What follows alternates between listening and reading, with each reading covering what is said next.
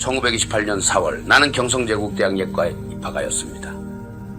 3.1 운동 뒤 일본은 당황한 나머지 문화정책으로의 식민지 정책의 전환을 내세우고 그 표식으로 경성제국대학을 세운 것인데, 좌우간 일본으로 유학을 가지 않는다면 우리에게는 이 대학 예과가 대학으로의 유일한 길이었습니다. 그러나 우리 한국인에게 이 대학 예과의 입학 시험을 돌파한다는 것은 적지 않게 어려운 일이었습니다. 왜냐하면 우리에게는 억울한 제한이 있어서 한 학급 정원인 40명 중 한국인은 불과 10명 내외만 뽑기로 정해져 있었기 때문입니다. 이것은 학습의 세력을 일본인 학생에게 유지시키려는 고등정책의 나머지로 자연히 우리끼리의 경쟁이 치열해지는 결과를 낳았습니다. 우리는 이러한 제약 밑에 입학했고 일본인의 식민지 정책을 몸소 겪고 있는 만큼 반일 사상은 차라리 일본에서 공부하는 학생보다도 더하였습니다. 우리 모두가 가슴에 품은 것은 어디 두고 보자. 민족 문화를 위하여 우리는 무엇인가 해야 한다. 일본인에게 못지않은 문화를 이룩하고 독립할 기회를 마련해야 한다. 라는 사명감을 뼈저리게 느꼈었습니다. 예과를 마치고 학부에 올라와서 국어학을 전공하기로 결정했습니다. 국어학은 일제해 가장 시세가 없고 따분한 전공이었습니다. 그러나 나로선 민족문화의 개척을 머금고 조선어문학 전공을 선택했습니다. 그러자 주변에서 많은 반대가 일어났습니다. 법과를 해서 출세하는 거야. 도지사라도 해야 하지 않는가.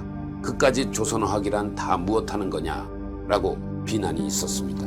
그러나 나는 내 전공이 반드시 큰 소리를 칠 날이 올 것이다.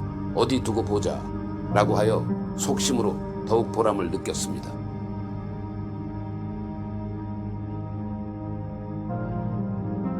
우리 예과 선후배 사이에 굳게 맺어진 신념은 민족문화의 개척자로서 일생을 바친다는 것이었습니다. 우리 국문학이나 국어학이 당시 무슨 시세가 있었겠느냐는 누구나 알 일이요. 고생길을 스스로 밟고 나가는 밖에 또 무슨 희망이 보였겠습니까? 그러나 우리는 앞날의 찬란한 희망을 머금고 의기가 드높았습니다. 그리고 우리는 조선어문학회를 동문길이 조직하고서 주머니 돈을 털어 회보를 내었습니다. 국문학으로 조윤재, 서두수, 김태준, 김재철, 이재욱 선배가 맡고 국어학은 이희승 씨, 방종형 군과 내가 맡았습니다. 논문을 쓰고 출판도 하고 서로 비판도 했습니다.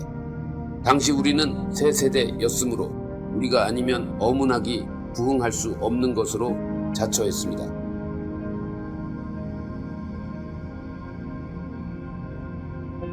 나는 국어학자가 되어야지 한글학자가 되어서는 아니 된다고 생각했습니다.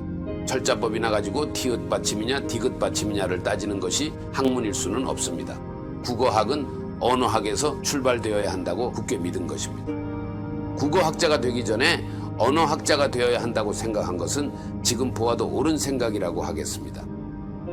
그것이 학자로서의 내 일생의 방향을 똑바로 정해주었기 때문입니다. 학자의 생활이란 마치 순교자의 생활과 같습니다. 학자에게는 무력이 있어서는 안 되고 벼슬의 야망이 있어서도 안 됩니다. 전 생애를 걸쳐 모든 정력을 오로지 주전공 연구에 기울여야 하며 여기서 벗어나는 사고와 행동은 이미 외도라고 아니할 수 없습니다. 기상에서부터 취침에 이르기까지 1분 1초를 다투어 연구에 매진하여야 하며 휴식 없는 투쟁이 줄기차게 계속되어야 한다고 생각합니다.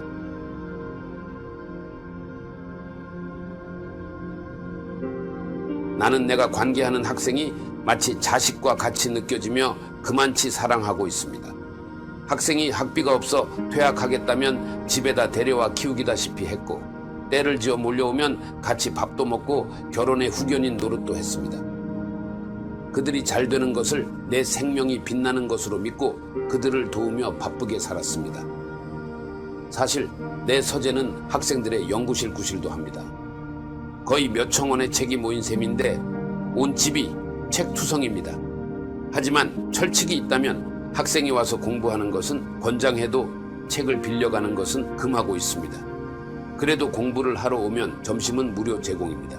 책상이 부족하기로 작은 책상에다가 소방까지 내어주며 공부를 시킵니다. 그만치 졸업생 중에 이미 매서운 존재도 생겨서 각 대학의 전임 교수로 많이 깔려 성과를 올리고들 있으며 학계에 발표되는 논문은 거의 태반이 내가 직접 간접으로 손질한 제자들의 것입니다. 나는 이것을 큰 자랑으로 여기고 있어 다시 더 부러울 것이 없을 지경입니다.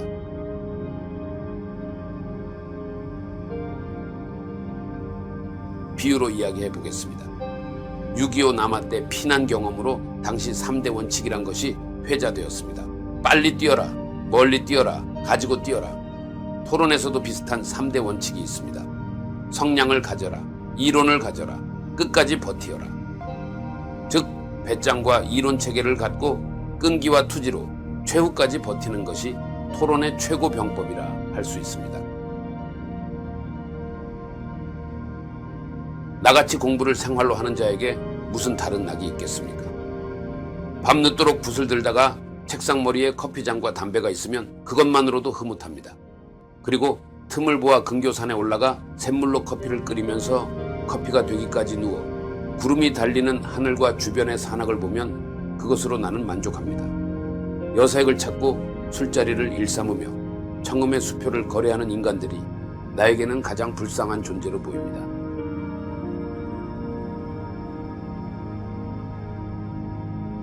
대학을 마칠 즈음 선친께서 시막이라는 호를 지어주셨습니다. 사내 자식이 냅둘 힘이 있어야지 내 호는 시막이라고 해라 라고 하셨지요. 마음이 오악같이 굳세라 라는 바람을 담아 지어주신 것입니다.